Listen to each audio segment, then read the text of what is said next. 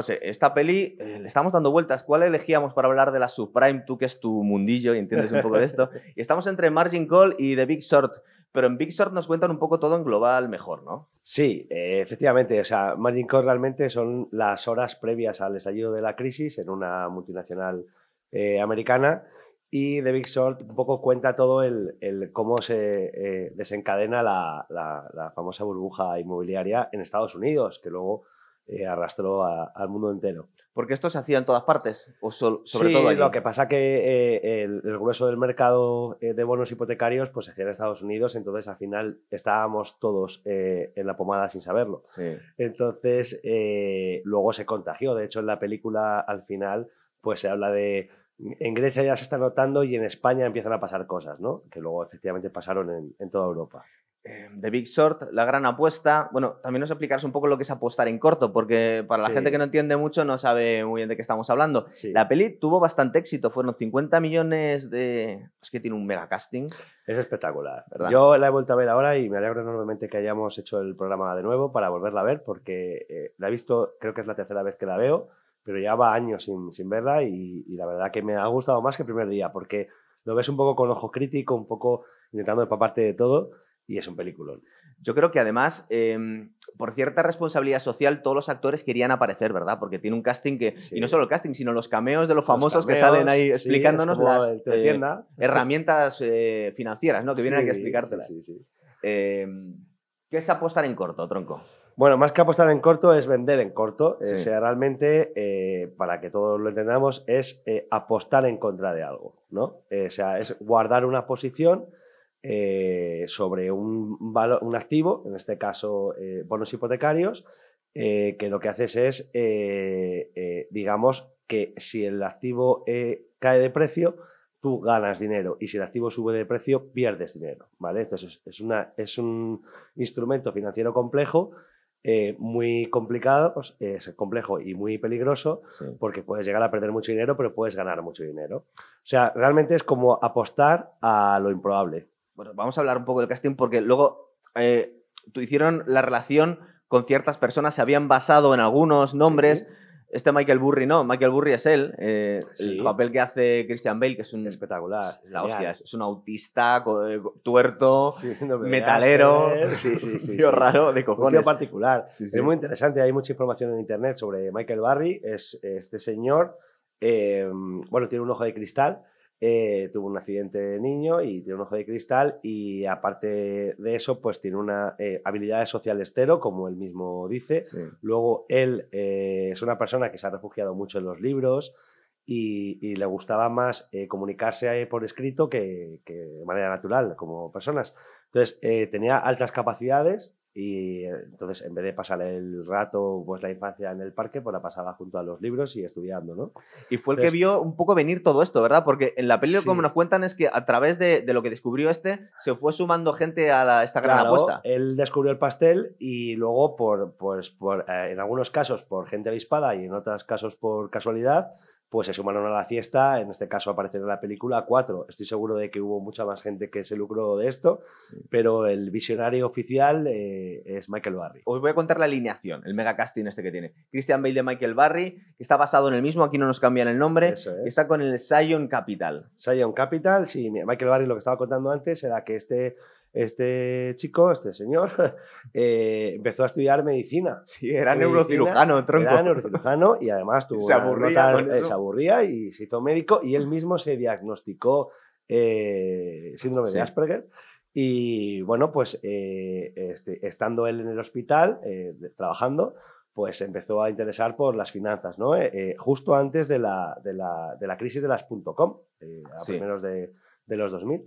Y entonces tenía un web, a primeros de los 90. Entonces creó un blog, una página web en la que él empezaba a dar sus consejos de finanzas de una manera, digamos, amateur totalmente. Y entonces empezó a atraer mucho público y dejó de ser médico para gestionar su propio fondo, que se llama Zion Capital. Y forrarse, además. Y forrarse empezó, tenía 40.000 euros en la cuenta cuando abrió el fondo, que Sí. en dólares, 40.000 dólares, y $145.000 de préstamos de estudiante. O sea, con eso empezó. Lo que pasa que dos seguidores suyos, grandes inversores, luego después reconocidos en el mercado de finanzas de Wall Street, le seguían y uno de ellos puso $1 millón de dólares y con ese $1 millón de dólares más los 40.000 que tenía empezaron a funcionar. Porque aquí cuando empieza la película, él en su fondo ya tiene una pasta. Que, aparte que es que lleva a inversores. Él gestiona... Nos lo cuenta porque es un poco complicado. Tiene ciertos derechos legales en el que no le pueden tocar la nariz a los inversores. Claro, él creó su propio fondo, ¿no? Sí. Entonces, él era el gurú y él tenía atribuciones para hacer lo que él quisiera, porque se había reconocido, había, digamos, ganado la confianza de sus inversores. Entonces, gestionaba una cantidad nada desdeñable de $500 millones, sí. ¿vale? Que esa parte es muy divertida, cuando se van desquiciando todos los inversores. Sí, bueno, luego ya entran en pánico y él también. Sí. Él también, porque en mi opinión, ahora a todo pasado y sabe más que yo del tema, seguro, pero bueno, en mi opinión empezó pronto y entonces y luego Wall Street ocultó durante largo tiempo todo el problema que había, que ellos no habían visto. Entonces se le hizo un poco largo y los inversores no tenían paciencia. En la peli nos transmite la tensión de estos y todos los que han apostado en corto, porque claro, están pagando intereses por por esta pasta. Sí, si quieres empezamos un poco por peli y vamos pescando un poco. Espera, voy a contar un poco los que intervienen también. Tenemos a Steve Carell, que le conocemos de The Office americana, que hace de Mark Baum. También es un personaje que mola un montón. Parece ser que está basado más o menos libremente en un tal Steve Eisman. Eso es. Y pertenece a Front Point Partners. Eso es. Esto es también otro fondo de cobertura, pero en este caso, igual que Sion Capital era un fondo de cobertura directamente de Michael Burry, que eran totalmente libres, estos pertenecían a Morgan Stanley, que es una banca de inversión. ¿Vale? Entonces ellos se dedicaban a hacer inversiones de cobertura en Wall Street dentro de la pata de Morgan Stanley. Entonces tenían jefes, por así decirlo. Pero Mark Baum iba un poco de antisistema, por lo menos, ¿verdad? Sí, bueno, un poco de Pepito Grillo. Sí, exacto. Es don honesto, ¿no? Sí. Estaba cabreado con el sistema, ya no puede más. En la película nos explican que viene toda esta, digamos, mentalidad por el suicidio de su hermano, que también estaba en Wall Street. Entonces estaba cabreado con todo el mundo porque las cosas se tienen que hacer de la manera que él entiende que son correctas. Y como en Wall Street, por lo que hemos visto, se hacen cosas muy locas, pues esto estaba al borde de un ataque de nervios total. Es un pedazo de personaje, aparte que es muy gracioso el tío. Tiene un equipazo y que los actores también son muy buenos. Sí. Tenemos a Jeremy Strong, tío, que es nuestro Kendall Roy de Succession, ¿verdad? Sí. Aquí es un poco más avispado que en Succession. Sí, además cuando los definen, a mí me encanta la manera de la película cómo te presentan los personajes. Sí. O sea, es genial. Parece un documental. Total, tengo a dos más, por lo menos 2 estrellas, tío. Tenemos a Ryan Gosling, que hace de Jared Bennett. Eso es. Que estaba para Deutsche Bank, pero empieza a apostar en contra su propio banco, ¿no? De hecho, es muy guay como pincha a estos, porque le hace una llamada perdida, ¿no? Sí, realmente fue una confusión, ¿no? La historia, lo que cuenta el libro de Big Short. Sí, que fue un bestseller, se nos ha olvidado.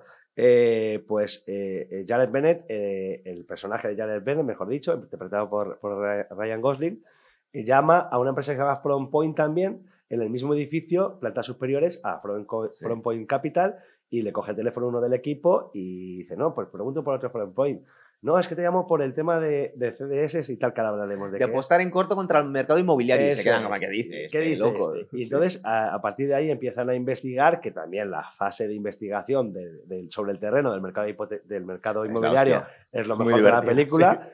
Pues por ahí se enteran y tal. Entonces, Jared Bennett es un ejecutivo de Deutsche Bank que se entera en una reunión de alto nivel cuando Michael Burry va a presentarle a Deutsche Bank la propuesta, que de hecho le compra 60 millones. Debía haber un problema de derechos, porque en la película nos lo muestran como que el tío se entera en un garito, que lo dice alguien. Sí.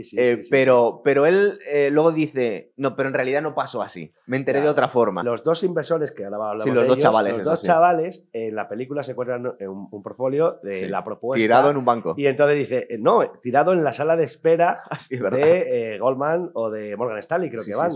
En JP Morgan Chase, otra banca de inversión de primer orden de Estados Unidos. Le dice, en la realidad no sucedió así, se enteraron a través de un conocido y demás, pero bueno.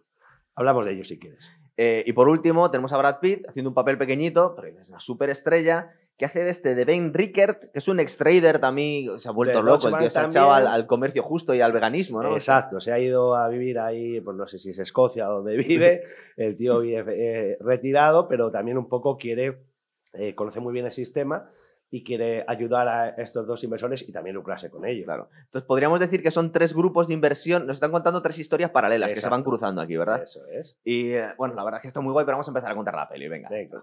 De hecho, el narrador es Jared Bennett, es Ryan Gosling. Eso es. Y nos empiezan a hablar de la subprime, que dice que se inventó esto de apilar hipotecas en los 70 ya, ¿no?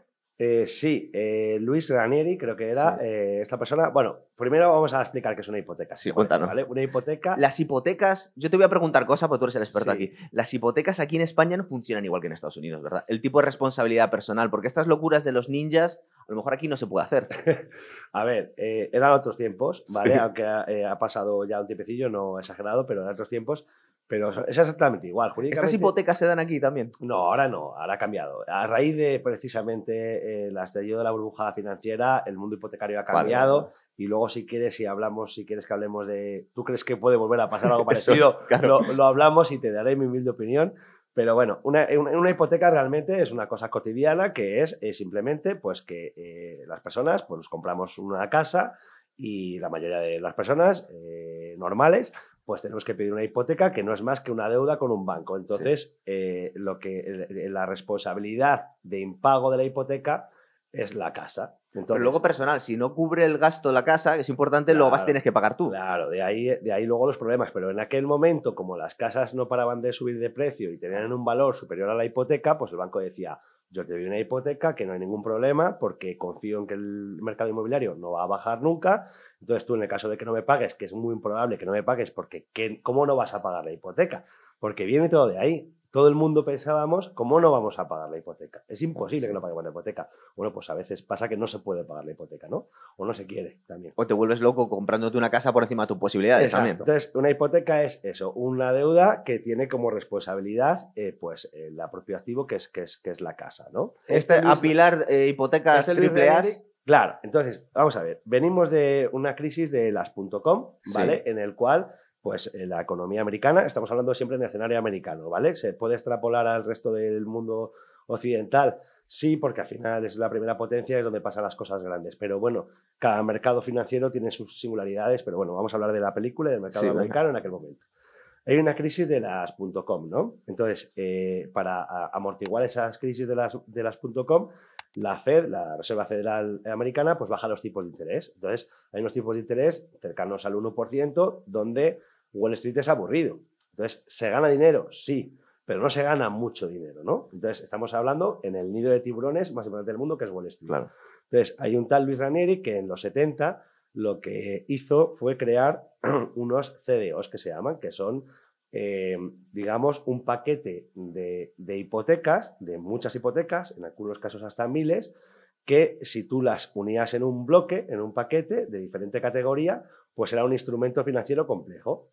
Entonces, lo que hacían los inversores en Estados Unidos, en Wall Street, eran comprar bonos de esos CDOs, de esos paquetes de hipotecas. ¿Los CDOs eran hipotecas que tenían menos calidad, que tenían más riesgo? No, un CDO es un paquete constituido de hipotecas, en el cual, vamos a ver, ¿cómo te explico esto?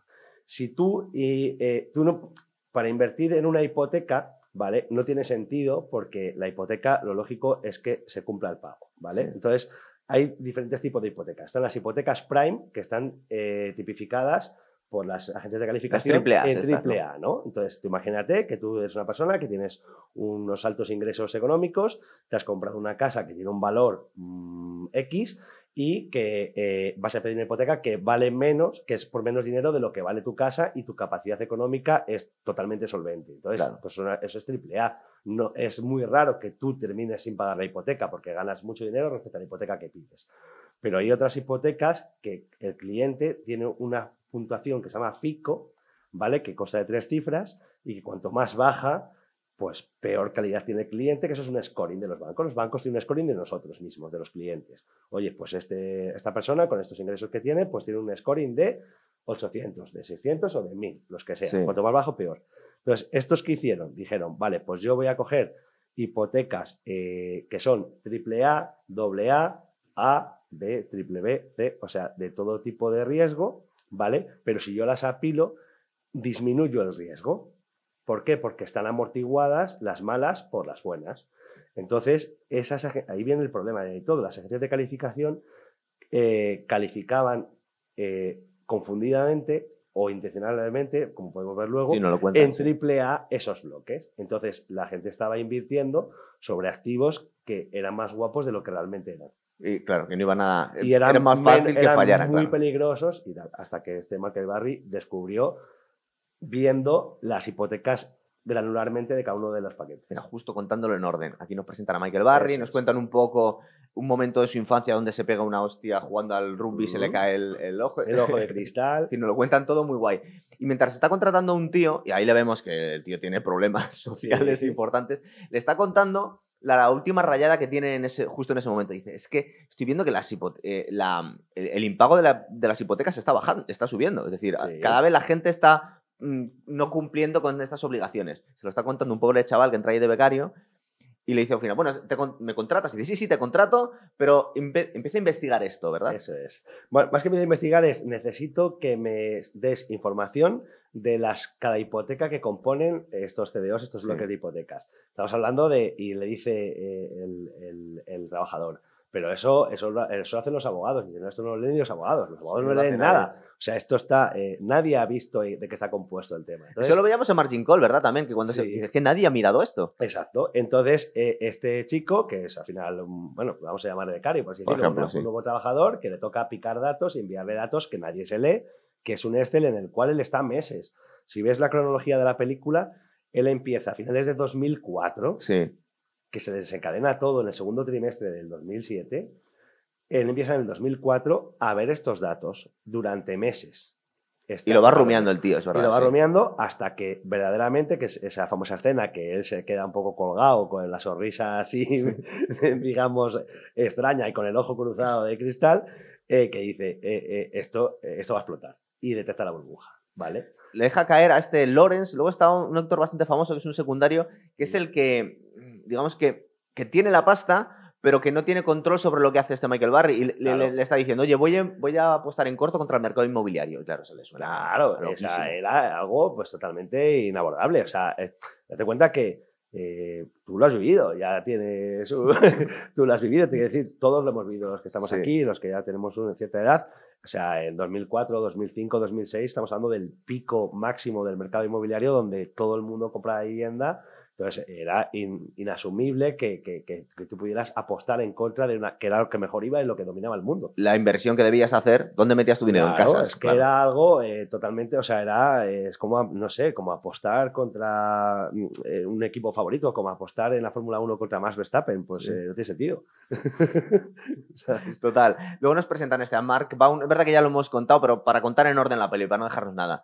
Que es un tío que está gritándole a los taxis, que está cagándose en Dios, está enfadado con el mundo, le cuenta a su mujer, que es Marisa Tomei, además, que bueno, es muy gracioso cuando se mete en una reunión, de terapia, ¿verdad? Y el tío la revienta cagándose en sus muertos. Llega, absorbe la reunión, y otra vez lo hace y se va. Y luego aquí nos empiezan el primer cameo. Tenemos 3 famosos, está muy guay porque tenemos a Margot Robbie ahí en el baño, en el jacuzzi, que nos está explicando un poco el funcionamiento de la subprime. Es un poco lo que has comentado tú. Bueno, lo que quería decirte antes es que las hipotecas prime son las AAA y las subprime son las que están por debajo de esa calificación. ¿Qué significa una hipoteca subprime? Aquella hipoteca que tiene riesgo de no ser pagada, ¿vale? Que no pasa nada. Pero antes había... ahora los bancos han cambiado enormemente. Ahora, por ejemplo, no se conceden hipotecas subprime como norma. Antes sí, porque había un interés de vender hipotecas. Ya veremos el por qué. Y las condiciones son peores, ¿no? Digo yo que te cobrarán más intereses si tú tienes más riesgo de palmar, ¿no? Por eso eran muy interesantes como los CDOs. Vamos a ver. Si tú estás en un mercado aburrido, que vienes en tipos de entornos, tipos de interés bajos, los rendimientos que hay son bajos. Entonces, el inversor que busca ganar lo máximo dinero posible. ¿Cómo ganas más dinero en una inversión? Cuando hay más riesgo. Entonces, aquí se estaban dando rentabilidades fijas superiores al 5% cuando el mercado estaba en un 1%. ¿Por qué? Porque estás comprando un activo que tiene cierto riesgo, pero era un riesgo como diciendo, es que es imposible, es riesgo, pero ¿cómo va a dejar a alguien de pagar su hipoteca? Pues estaba contagiando también la sociedad, porque la gente con unos sueldos más bajos, digamos que también invertía por encima de sus posibilidades, ¿no? Se compraba casas que no debería. Claro, eso ha pasado y eso ha sido uno de los grandes problemas que hemos tenido, que yo sinceramente no he hecho la culpa a las personas, porque seguimos las bancos, tendencias al final. Efectivamente, o sea, un poco si tú ves a tu vecino, pues que, joder, pues se ha comprado un vecino un chalet y un BMW y un coche, pero y gana lo mismo que yo, si cabrón. está trabajando en tal sitio que es un sitio súper normal, el cajero del supermercado, coño, pues yo también quiero, ¿no? Entonces, si vas y te lo dan y tampoco te explican lo que estás firmando o tampoco muestras interés en lo que estás firmando en aquella época, pues es un cóctel que puede explotar, ¿no? Yo recuerdo en aquella época que mucha gente te decía, dice, bueno, es que ahora mismo gano esto, pero dentro de 5 años me van a haber subido el sueldo. Y yo, joder, ya sé apostarlo mucho. Es decir, ahora estoy achuchado con la hipoteca, pero dentro de 5 años voy a estar mejor. Claro, y lo que pasó es que fue peor. Claro. Ese es el problema, ¿vale? Entonces, bueno, hay un punto importante que ahora recientemente hemos pasado, el año pasado, al final del año pasado, ahora está un poco más moderado el tema a cuenta de la inflación, que son las subidas del tipo de interés. Sí. Nosotros llevamos desde el 2013-2014 en un entorno en Europa de tipos de interés cero o negativo. Y ahora han subido en el último año, el año pasado, ahora estamos en el Euribor está al 3,7, 3,8 aproximadamente. Sí. O sea, ha subido una auténtica barbaridad. ¿Qué ha pasado? Porque ha sido menos grave, que es grave, pero ha sido menos grave, que ahora hay muchas personas con hipotecas fijas, entonces esto no le afecta. ¿Qué pasaba? ¿Qué pasó en aquel momento? Pues que, fíjate, en los 90 había como un 60% en Estados Unidos de personas con hipotecas fijas. Entonces los tipos de interés no le afectaban. Pero llegó un momento donde había que vender hipotecas, entonces se vendían a tipo variable. Y como había un entorno de tipos de interés bajista, pues, y encima había hambre por los bancos por dar hipotecas, pues la gente decía, bueno, pues mucha gente miraba, ¿cuánto tengo que pagar al mes? Pues tengo que pagar 1.000 euros o 1.800 o 600 euros. Pues perfecto, pues puedo pagarlo porque gano 1.200 o 1.500 o lo que sea. Pero ¿qué pasó? Que empezó a subir los tipos de interés, que Michael Burry sabía que iba a venir de subida de tipos de interés, y es lo que ya se podría hasta cuatriplicar la cuota. Entonces, era imposible. Y encima las casas empezaban a valer menos. O sea, fue un cóctel. Es verdad que también había un punto de equilibrio en el que si empezaban a fallar las hipotecas, luego eso nos lo va a contar Jared Benner con el juego de Jenga, ¿verdad? Con la torre. En cuanto tires un poco se desmonta todo, claro cuando empieza a fallar. Eso es. Estamos apostando a que va a ir todo muy bien, como estamos comentando. Esta es una de las primeras partes de la peli más guays, que cuando va Michael Burry decide ir a apostar en corto y va a Goldman Sachs, a Deutsche Bank y a Bank of America. Claro, se descojonan de él, pero el tío está pensando una cosa que yo también en ese momento, y fíjate que no tengo ni zorri de esto que nos estás contando. Dice, bueno, ¿y me vais a poder pagar si se cae esto? Sí. Porque claro, dice, si os hundís, ¿de dónde me vais a pagar a mí esto que estoy apostando? Claro.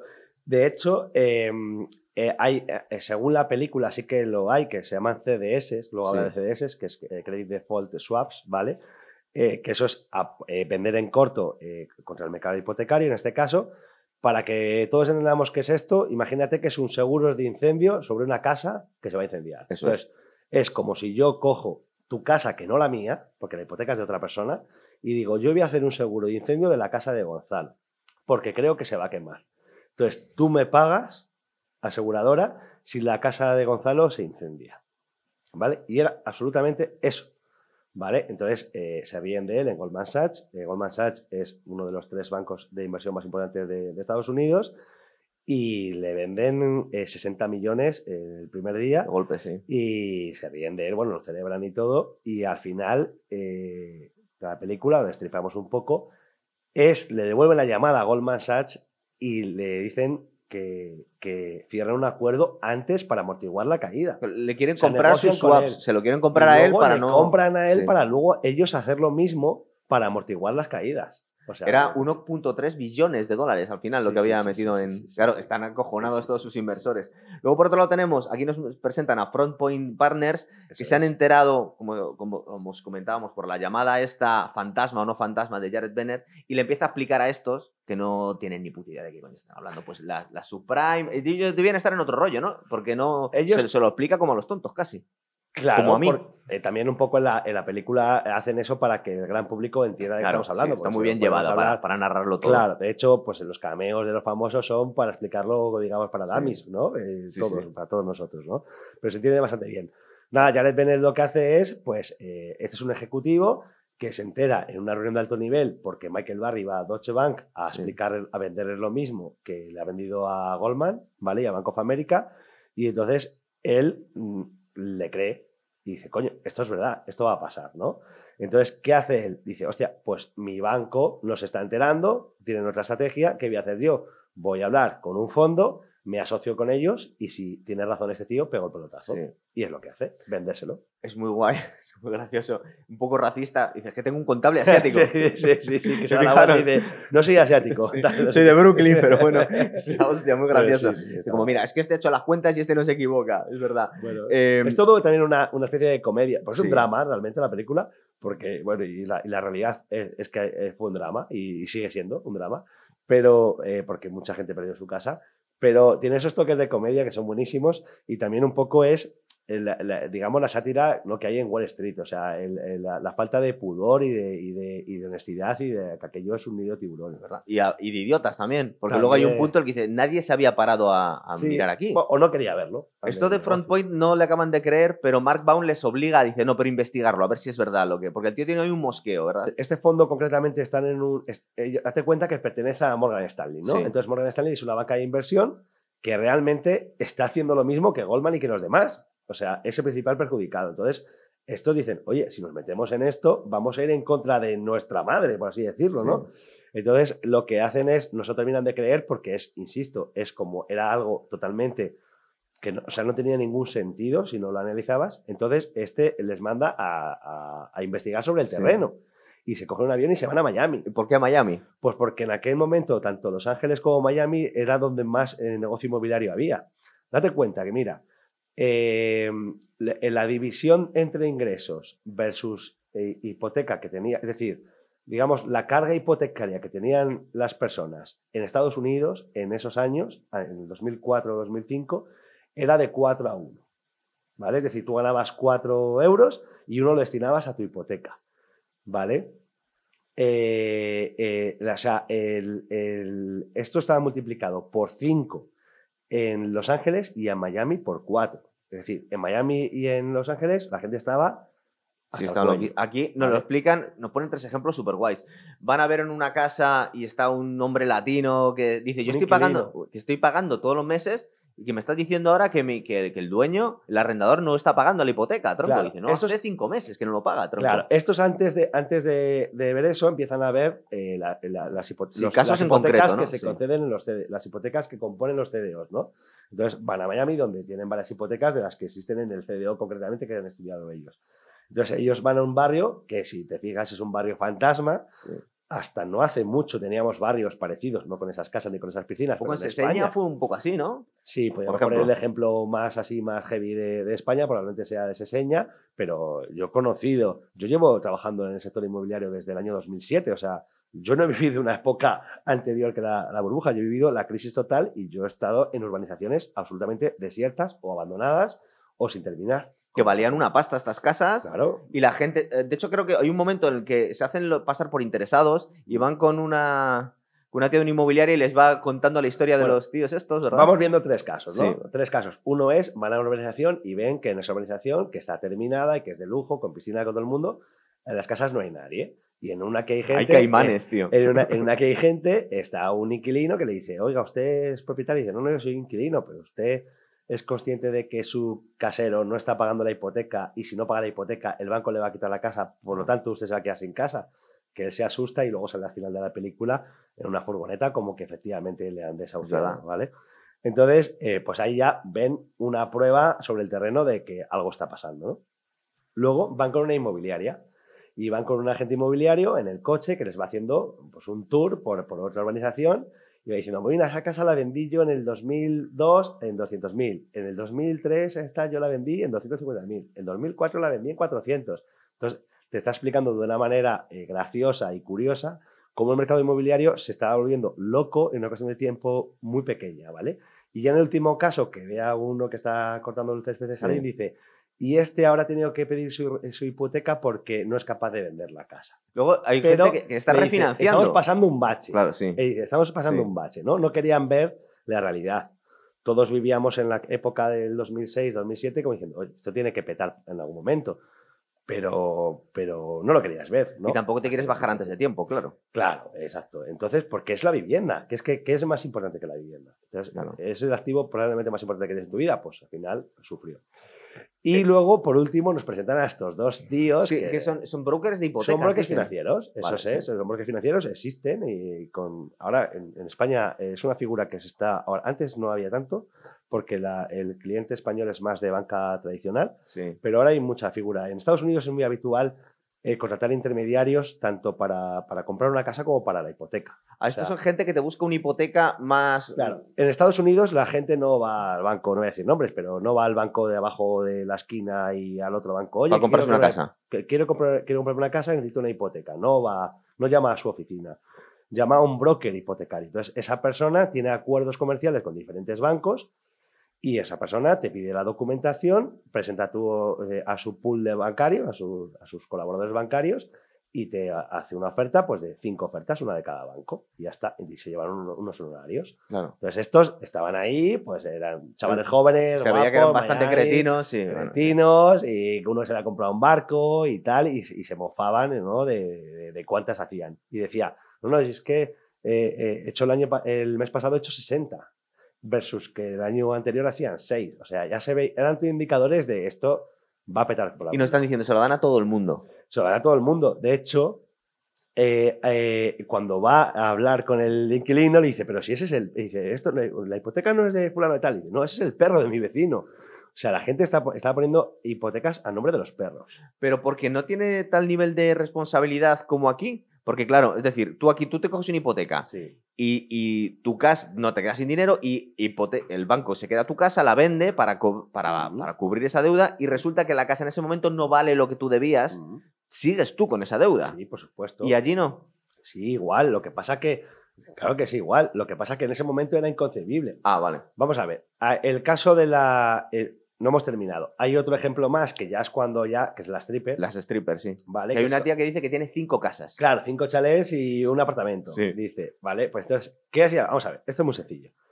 Tú tenías una hipoteca, ¿no? Imagínate, vamos a poner un ejemplo terrenal. Tú imagínate que te compras una casa en Madrid, me lo invento, de 300.000 euros. Vamos a poner una cantidad, entre comillas, normal, que es una locura. Sí, pero bueno. Es una cosa razonable hoy en día. Es lo que hay, ¿vale? Sí. Una casa de 300.000 euros. Y tú pides una hipoteca por 250. Me lo invento. Tú pones 50.000 euros más los gastos aparte y demás. Entonces, ¿qué hacía la gente en ese momento? Como al año siguiente tu casa, en vez de 300, valía 400, ¿vale? Sí. Pedías una hipoteca nueva, en vez de por 200, por 300, ¿vale? ¿Qué hacías? Tenías más dinero. ¿Qué hacías con ese más dinero? Comprarte otra casa y volver a hipotecarla. Entonces, como no se pedían las garantías suficientes para el impago, porque recordemos que esta stripper dice antes, yo cobro en efectivo. Claro, es uno de los llamados ninjas, ¿no? Soy autónoma. Sí. Entonces, al final decías, pero ¿cómo a una persona autónoma le has dado hasta 5 hipotecas sin ningún tipo de responsabilidad? Entonces, esa persona, en cuanto pierda su trabajo, va a dejar de pagar no una hipoteca, sino 5. Y acabo de conocer a una persona, ¿cuántas no habrá en este club, por ejemplo, con las mismas circunstancias? Entonces, ese era el problema. Estamos viviendo en un mundo irreal, totalmente. Claro, ahora... Visto a toro pasado, dice, tío, la gente cómo era tan irresponsable, qué tensión, yo no podría vivir así. Bueno, pues aprende de los errores. Yo creo que esta crisis, por lo menos en España, y yo hasta el conocimiento que tengo, ha dejado mucha huella, ha sido duro. Sí. Entonces, la gente ya tiene mucho más control y sobre todo los bancos, ahora mismo la normativa que hay hipotecaria, o sea, no se dan hipotecas, solo se dan hipotecas a personas solventes y ya. O sea, y tú pedir una hipoteca tienes ciertas facilidades, pero pedir una segunda hipoteca es verdaderamente complicado. Es complicado, ¿no? Entonces, claro, pero si antes era... Es que antes el banco quería que tú pidieras una hipoteca. Sí, claro, te la metía por las orejas. Claro, sí o sí. Te animaba, pero no quieres una casa más, tío. Entonces, ahora también puede querer una hipoteca, pero quiere una hipoteca que se pague, claro. ¿Sabes? Entonces, bueno, ahora yo creo que ha cambiado. Aunque sigue habiendo... Mira, yo tengo en mi entorno ahora, con lo que te comentaba antes, en este periodo, sobre todo el último año 2023, que ha habido una subida de tipo de interés brutal, personas que en su día compraron una casa en hipoteca variable y le subió la cuota de su hipoteca astronómicamente en la época del 2007, 2008, sí. 2009 en España, pasaron dificultades, pero afortunadamente pudieron seguir pagando la hipoteca. Luego han estado muchos años pagando muy poquito porque hemos estado en un entorno de tipo de interés bajo cero o incluso negativo como hemos estado 8 años seguidos. Y ahora, a pesar de que todos los días en el telediario te estaban diciendo, oye, los tipos de interés están subiendo, van a subir más, están subiendo, van a subir más, les ha vuelto a pillar el toro y no han cambiado de hipoteca fija. Entonces, el ciudadano medio no tiene por qué tener hipotecas, ¿sabes? Entonces yo creo que hay un problema de cultura financiera de base. Sí. Yo ahora empiezo a escuchar gente que se fija mucho en coger, por ejemplo, hipotecas fijas ya. Claro, bueno. Hoy en día. Pues, hoy en día, claro. Hoy en día, fija, pero, por ejemplo, hace unos años era ridículo coger una hipoteca. Pero la gente, José, se ha vuelto más prudente, porque yo recuerdo en aquella época que también, no solo las casas, es que la gente se compraba unos coches totalmente por encima de sus posibilidades. Pero vamos a ver, se veían que de hecho ahora los cochazos que vemos ahora mismo son muchas veces de segunda mano de aquella época, ¿sabes? Sí, sí, bueno, la época de los Cayenne, ¿no? Total, claro. Que tú ibas a un colegio y decías, ¿pero esto qué es? Y hay aquí... Pues un coche, vale 150.000 pavos estos coches, bueno, claro. Es un poco el coche de la burbuja, ¿no? Como digo yo, el BMW, el Serie 5 y todo eso. Que también daban préstamos los bancos para los coches. No, lo que pasa es que, vamos a ver, tú ahora mismo te quieres comprar una casa y tienes que tener, generalizando, ¿vale? Hay casos singulares y hay de todo, ¿no? Pero en un banco comercial, en un banco a pie de calle, al lado de nuestro barrio, tú tienes que tener para comprarte una casa mínimo un 20% más los gastos, que los gastos en España para comprarte una casa están entre el 7 y el 10%, dependiendo de donde la compres, ¿vale? Entonces, ya de por sí tienes que tener unos ahorros. En aquel momento, y en España pasaba igual, no tenías que poner ni un duro. Tú podías comprar una casa con 0 euros ahorrados. Por ejemplo, el caso que nos has puesto antes, un tío de 300.000 pavos tendría que tener mínimo 60.000 pavos en la cuenta corriente antes de pensárselo, hoy en día. Hoy sí, pero antes no. Antes tú decías, oye, quiero comprar una casa de 300.000 euros. Vale. Ahora te preguntan ¿cuánto vas a poner tu bolsillo? Antes eras, ¿cuánto cobras? Pues mira, acabo de empezar a trabajar, me lo invento, en la construcción, porque trabaja mucha gente en la construcción, y estoy ganando pues 1.500 euros más otros 500 que me pagan de aquella manera porque he hecho horas extras o lo que sea. ¿Ganas 2.000? Bueno, pues como te puedo dar hasta 800 euros de hipoteca, pues te voy a dar tanto dinero. Entonces muchas veces superaba incluso el coste del piso. Entonces, la gente decía, joder, pues de puta madre, pues me compro la casa, encima me amueblo la cocina, me la pongo tope de gama y si me sobra dinero, pues me compro un Mercedes. Entonces, estos coches eran también del sobrante de la hipoteca, ¿nos estás diciendo? Muchas veces sí, generalizando sí. O sea, no todo el mundo, pero muchas veces sí. Entonces, esa persona, o a lo mejor te decían, para darte una hipoteca que te puedas comprar el coche y la cocina, me tienes que avalar con el piso de tu madre. Claro. Mamá, ¿me avalas? Pues hijo, lo que necesites. Ese es mi hijo, ¿cómo no le ve? Si estás trabajando en la construcción, ganando cada vez más, porque cada vez hay más construcción, cada vez hay más trabajo, cada vez echan más horas, cada vez ganas más dinero. Más reformas, todo lo que estaba asociado. Claro, entonces era como diciendo, pues es imposible que esto falle. El problema es que falló. Claro. Entonces, ¿qué pasa? Que al que le dieron una hipoteca que tenía solvencia, pues pudo aguantar el arreón, pero al que no le deberían de haber dado una hipoteca así, pues le pilló. Y encima eran las personas más damnificadas, fueron los primeros que perdieron su puesto de trabajo. Sí. Entonces era imposible. Y lo que era peor, arrastrabas a todas esas responsabilidades de avales y demás. A tu familia, toda la historia. Es terrible, terrible. Aquí tenemos un cambio de Anthony Bourdain, el famoso chef que nos cuenta lo de los CDOs. Está cortando pescado y dice, este pescado no lo puedo tirar, lo vuelvo a meter en un estofado. Era un poco lo mismo, ¿verdad? Es lo mismo. O sea, lo que, en definitiva, hablando sin tapujos, había hipotecas buenas y hipotecas de mierda, ¿no? Sí. Entonces, si tú cogías las hipotecas de mierda y las unías, parecían que eran buenas. Pero también estaban mintiendo como bellacos. Totalmente. Hay una escena que van a ver a Standard & Poor's, que Standard & Poor's es una agencia de sí, pero eso va al final, es verdad. Esa escena también es muy guay. Pero para no dejarnos nada, tenemos eso y luego que nos estamos dejando la otra pata, los chavales de Bromfield Funds, que son unos tíos que vienen a hacer un garaje como las tecnológicas y habían hecho una cantidad de dinero que se ríen de ellos, pero tienen 20 millones, tronco, una cosa así. Exacto. Estos se dedicaban, vamos a explicarlo de una manera llana, operaban en corto. Sí. Entonces apostaban contra lo poco probable. Grandes riesgos. Eso es, grandes riesgos. Entonces, tú, por ejemplo, imagínate que, sin ánimo de dejar que nadie se sienta ofendido, por favor, pero tú imagínate que juega el Real Madrid, el Real Madrid contra el equipo de mi pueblo, sí. ¿Vale? Pues lo lógico es que gane el Real Madrid, ¿no? Entonces, si yo apuesto por el Real Madrid, me van a pagar muy poquito, prácticamente nada, pero si gana el equipo de mi pueblo, voy a ganar una pasta. Entonces, apostaban poco a cosas poco probables y ganaban dinero. Y les fue muy bien. En boxeo se ve mucho. Luego la mafia mañaba combates justo por eso. En plan, Eso este es. tío no va a ganar jamás, tiene un 20-1, un 60-1, claro. Eso es. Estos tíos están intentando conseguir una licencia ISDA, que dicen que es para poder la mesa de los mayores. jugar con los Sentarte mayores. en la mesa de los mayores. Mira, te explico. Estos chicos están haciendo un buen trabajo, es un fondo de apuesta de venta en corto y tienen un track record de 30 millones, ¿no? Entonces, con eso dicen, coño, hostia, lo hemos hecho fenomenal. Tú fíjate. Y van a JP Morgan, que es pues, una banca de inversión de las 3 más grandes de Estados Unidos. JP Morgan Chase, que es un banco de inversión. Y llegan allí y les reciben en la sala de espera. Sí, es un desprecio un poco feo. No le suben arriba ni nada. Entonces le dicen, oye, pues somos 2 chavales que estamos haciendo las cosas bien y llevamos 30 millones y queremos entrar en el ISDA. El ISDA es la mesa de los mayores. Es un acrónimo, una cosa en inglés que no voy a decir, para que no ríes de mi pronunciación, pero simplemente es una licencia que te permite hacer ciertas operaciones de cierto nivel. Si no, es como una licencia que te permite hacer grandes operaciones. Entonces, le dicen en JP Morgan que para entrar en el ISDA tienen que tener, no me acuerdo... 1 billón, una cosa así. No, 1.700 millones o algo Sí, así ¿no? de track record, ¿no? Entonces, pues sí, los de aquí, ¿no? Y de hecho les echan, ¿no?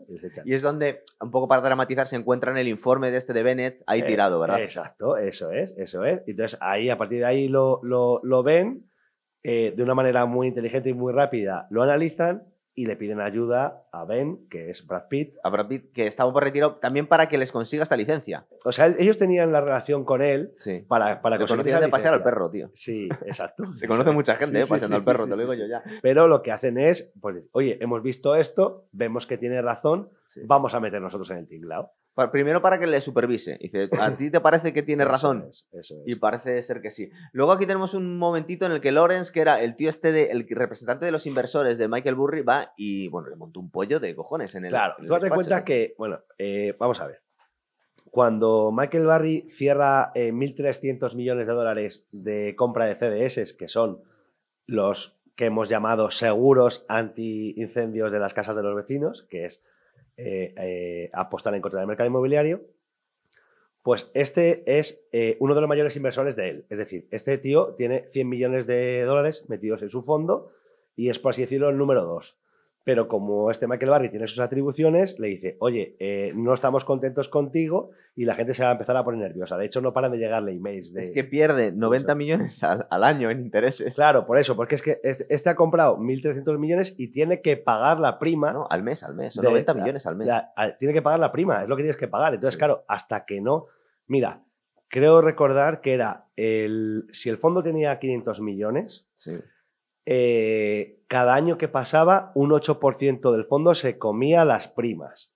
Entonces, como pasaron 4 años, este pagó en bonos un 25%. Que es lo que vemos apuntando en la pizarra, claro, ¿no? El porcentaje. Eso es. Entonces, cada año iba pagando más y más y más y más y más. De hecho, si te fijas, cada vez que sale Michael Burry su oficina, cada vez hay menos gente trabajando. Tiene que estar despidiendo a gente. Y hay un momento donde está él solo en la oficina. Es verdad. Entonces, al final, de hecho, bloquea. Hay un momento en el que le dice Lawrence, dice, es que encima no podemos recuperar los fondos. Que Claro. sería una locura porque palmaríamos un dineral. Claro, porque claro, que Lo han blindado, él quería ¿no? esperar, le habían blindado, pero él llega a un momento donde los inversores, todo el mundo quiere huir. Nadie desconfían de él, Sí. se ha vuelto loco, como encima era un poco particular el tío, pues se ha vuelto loco, ha perdido el norte y va a perder todo nuestro dinero. Queremos el dinero ya. Entonces, él, que tenía atribuciones cuando montó su fondo, bloqueó los fondos de los inversores y le dijo, no os devuelvo el dinero. Y le amenazaban con acciones legales, te voy a demandar, tal. Entonces, él no devolvió el dinero a pesar de la voluntad de los inversores. Luego, cuando pasó el tiempo y le devolvió más del doble, pues ya todos amigos otra vez. Y cerró el fondo. Sí, pues yo he visto ahora entrevistas de él, Sí. ahora, y el tío dice que mucha gente no se lo agradeció, que le hizo ganar muchísimo dinero, que todavía seguían enfadados con él o que habían ganado mucha pasta. Sí, porque no fueron las formas, pero también fue Wall Street que o sea, el marrón era tan gordo que Sí. el problema mínimo era Michael Burry. O sea, Claro. él lo descubrió y tenía que ganar una fortuna, pero él no se cargó al sistema. Lo que pasa que ellos trataron de ocultarlo meses hasta que el mercado pudo con la mentira. Entonces aquí tenemos algunas fechas. Por ejemplo, aquí nos sale en la película 11 de enero del 2007, que es cuando saltan los impagos, los primeros impagos en las hipotecas de Morgan Stanley. Nos ponen ahí como la fechita. Sí. Y claro, aquí se empiezan a rayar todos porque ven que no están bajando las calificaciones de estas hipotecas, de los Sí. paquetes, cuando están siendo impagadas. Entonces, Mira, ahí ven que hay una corrupción, ¿verdad? En el año 2007, cada mes subían como 8 puntos los puntos de mora. Es decir, en la cantidad de gente que dejaba de que incumplía sus pagos, ¿vale? Hasta un 37%, o sea, fue una barbaridad, ¿vale? En algunos casos. Entonces, vamos a ver. Todo producto financiero tiene que tener producto financiero, una calificación del riesgo, ¿vale? Sí. Entonces, hay unas agencias que cobran auténticas fortunas de calificación, ¿vale? De rating, que se llama. Entonces, sale en la película Standard & Poor's, creo que es. Sí, que es donde van a verle Michael Baum a decirle qué está pasando aquí, macho. ¿Por qué usted, que esto es mierda, me lo está calificando como increíble? Y bueno, te empieza a contar la película hasta que dice ya, es que si yo no lo califico como increíble, se van en la misma manzana de al lado a la competencia y se lo van a hacer. Entonces dijo, ustedes están mintiendo a todo. Sí. Pero que todas esas personas que componen, somos nosotros los que estamos dentro del paquete, son hipotecas de gente normal. Claro.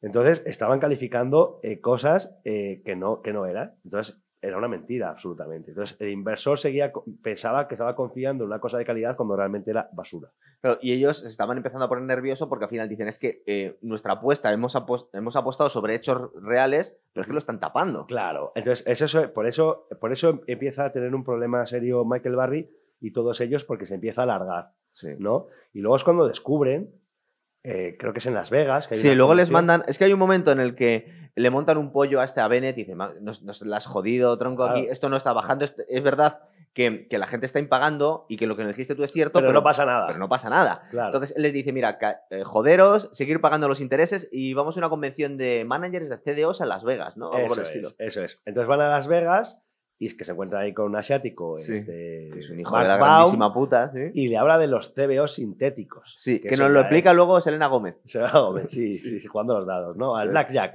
Sí. Bueno, pues aquello es ya increíble, ya no tiene control. Ya se ve ahí, se da a entender un poco el hambre y la voracidad que hay en Wall Street. Entonces, los CDOs sintéticos es como, vamos a ver, si yo tengo hipotecas basura, que las mezclo con muy poquitas hipotecas buenas para que parezcan menos basura, pero realmente son basura y van a ser más basura todavía con el paso del tiempo. Lo que hago es hacer paquetes de esa basura y le digo que mi agencia de rating dice que está estupendamente, pero realmente es basura. Lo que hacían estos CDOs era hacer CDOs de CDOs, ¿vale?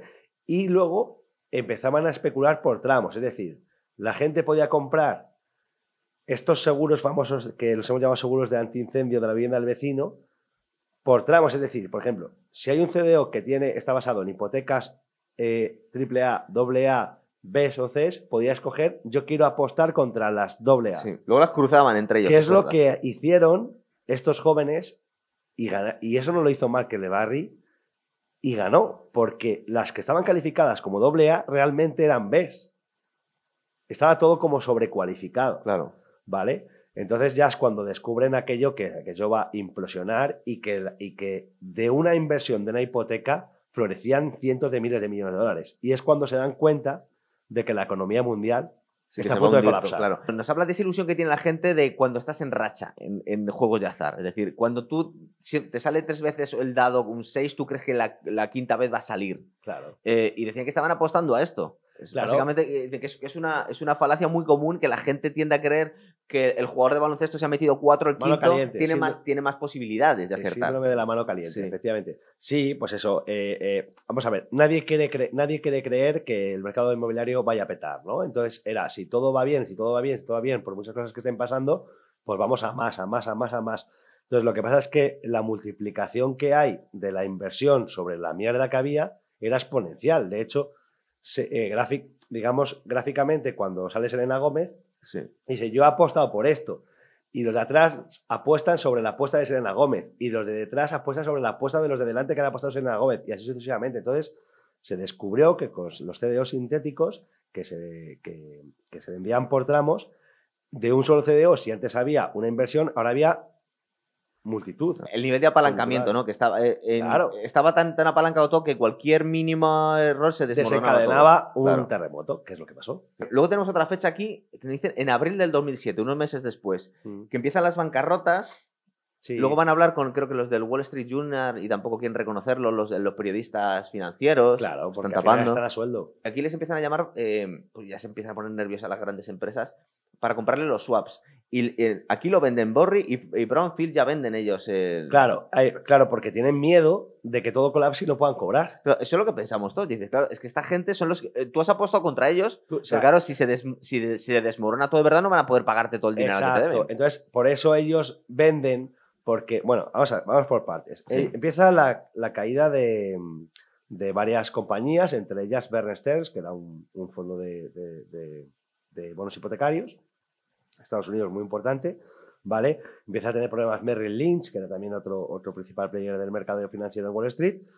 Y entonces ellos ya, Michael Burry ya estaba deseando vender de hace tiempo porque ya no podía con su fondo.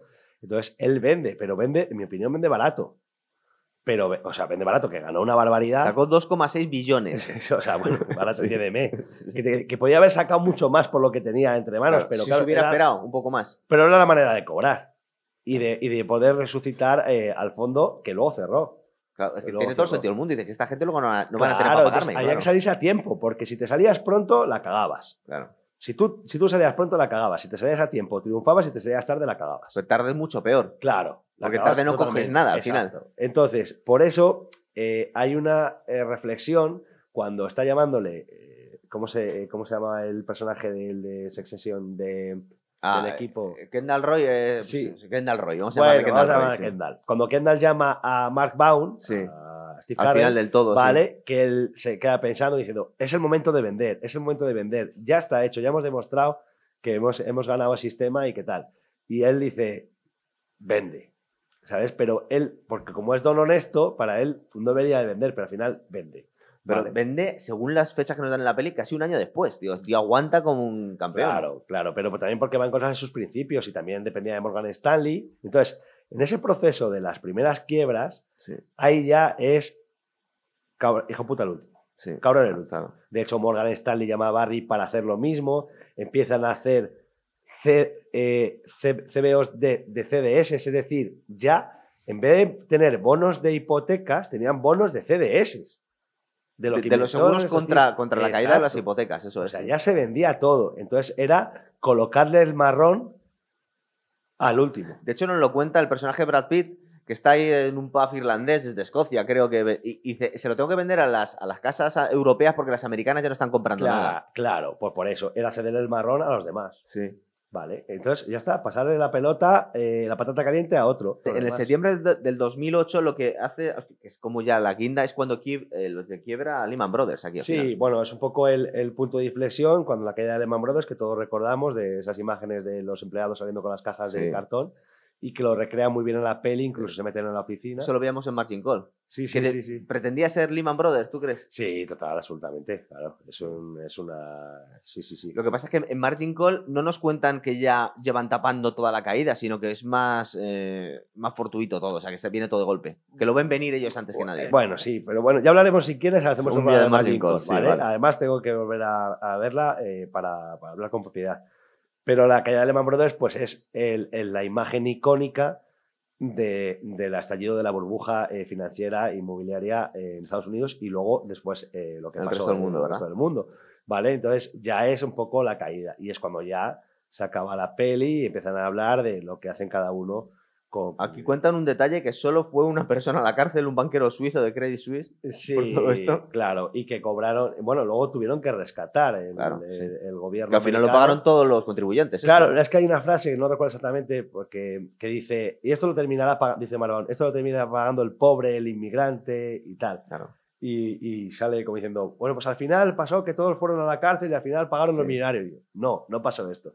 Al final rescató el gobierno a los bancos, cobraron comisiones inmobiliarias, millonarias, solo fue una persona a la cárcel y al final lo acabaron pagando. Y se perdieron, en macho, consecuencia 5 trillones de dólares al final, a nivel mundial. Se volatilizaron. Pero luego aquí en Pues, España también pasó. Es total. decir, se rescataron las cajas de ahorros que también habían forzado las... Se creó el banco malo, Sí. pasaron muchas cosas. Había que hacer limpieza. Aquello era un descontrol. Se había desordenado la casa, que era la economía, porque a todos nos interesaba que estuviera desordenado. Y lo que Claro. había que poner orden. Y se ha tardado años. ¿Y estamos otra vez donde estábamos antes? No, ha cambiado mucho el panorama. Se harán cosas si pasaban esas cosas en Wall Street que no harán ahora, Que no estarán haciendo, ¿no? Que no sepamos nosotros. Pues probablemente pueda pasar algo tal. Lo que pasa que, lo que te decía, el mercado hipotecario concretamente ha cambiado para bien. Es verdad que ahora estamos viviendo una época, sobre todo pues nosotros estamos aquí en Madrid, en grandes ciudades, de un crecimiento exponencial de las viviendas, de los alquileres y tal, pero yo creo que estamos ahora mismo en un tema que la oferta y la demanda pues es diferente a la que había en el otro momento, pero yo creo que ahora hay mucha más cautela en el sector financiero, se están dando las hipotecas con más cabeza. Pero las casas siguen subiendo de precio, macho. Sí, pero porque la gente necesita comprar casas. Porque no se construyen suficientes. Claro. Antes es que yo he visto promociones inmobiliarias salvajes en sitios donde no tiene sentido. O sea, ¿qué hacen haciendo 45 chalés adosados en un pueblo de una provincia donde no hay ningún tipo de negocio que no tienes ni un acceso? O sea, eran proyectos que no tenían sentido. Muchos de ellos, no todos, por supuesto, pero entonces ahora, desgraciadamente, nos está construyendo la vivienda necesaria para la que necesita la gente. ¿Por qué más miedo? Porque hay miedo a comérselas. No hay miedo para comérselas, porque se vende todo, se vende todo. Lo que pasa es que financieramente es complicado. Tú antes era, mira, un constructor de casas particulares que tú le contratabas, quiero que usted me construya un chalet. Esos constructores, en esta época que estamos hablando, antes de la burbuja inmobiliaria, de la crisis inmobiliaria, se convirtieron en constructores promotores. O sea, un tío que te hacía una casa te empezó a hacer un bloque de 8 pisos. Luego te hacía de 16. O te hacía de 32 y te los acababa haciendo de 300. Pero con dinero que no tenía él todavía, ¿no? De los bancos, porque los bancos te decían, pero vamos a ver, usted haga todos los pisos que quiera, que yo le doy el dinero porque lo va a vender en 4 días y usted va a ganar dinero y yo también. Pero ¿qué pasa? Que muchos de ellos, pues, les pilló en el medio de una promoción de probablemente la más grande que tenía, que había hecho en el sitio menos adecuado. Eso lo hemos oído todos, de promotoras que quiebran y la gente se queda sin casa, claro. Todas, desgraciadamente, y se quedaron sin casa y se quedaron a medio hacer. Entonces los bancos se comieron un marrón importantísimo de impagos y de activos que no valían nada. Pero al final lo que acabamos pagando a esos bancos éramos nosotros, porque se dejaron caer a muy pocos bancos. Absolutamente. Entonces, ¿qué pasa ahora? Que, por ejemplo, para conseguir un préstamo promotor, que es un préstamo para hacer una promoción inmobiliaria, tienes que pasar canutas y no es nada fácil y por eso no se está construyendo con tanta agilidad. Entonces, es complicado que vuelva a pasar lo mismo a nivel tan gordo, ¿vale? Puede pasar otras muchas cosas, claro. Y luego, las cautelas que tomamos, lo que hablábamos antes, las hipotecas fijas, pues ahora suben los tipos de interés o bajan, y a todas aquellas personas que tienen hipoteca fija, pues no les afectan para nada.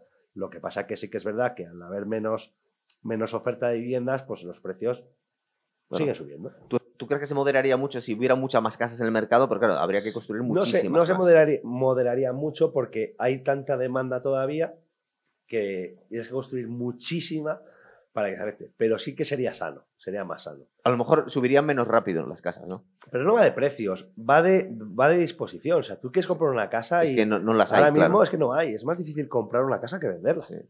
Ahora mismo es más difícil comprar una casa que venderla. No, venderla la vender rápido, claro. Claro. Entonces, pues hay gente que no tiene un abanico de decisión, el que puede, y luego desgraciadamente hay mucha gente que no puede porque los precios son insostenibles. Entonces, ¿qué pasa eso? Primero no tienes dinero y luego aunque tengas el dinero no encuentras casa también. Pero ¿qué te pasa? Tú puedes tener 1 millón de euros y vas a tener unas exigencias que es probable que te va a costar encontrar una casa por 1 millón de euros incluso, que es una barbaridad de dinero.